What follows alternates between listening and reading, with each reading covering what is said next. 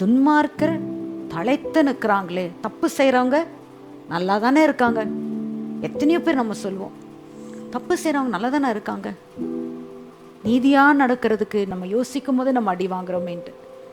பாவம் பூரணப்படும் போது மரணம். என்ன நடக்குதுன்னா, கர்த்தருடைய கோபாக்கினை அங்கே இறங்குது.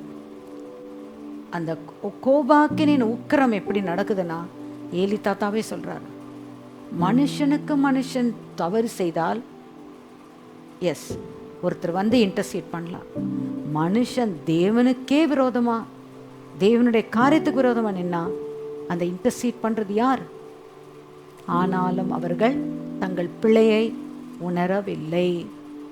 தேவ ஜனமே, நாம் சிந்திக்க வேண்டிய நேரம் இது. நம்ம வாழ்க்கையில தேவனுக்கு விரோதமான காரியங்கள் நம்ம இடத்துல காணப்படுகிறதா?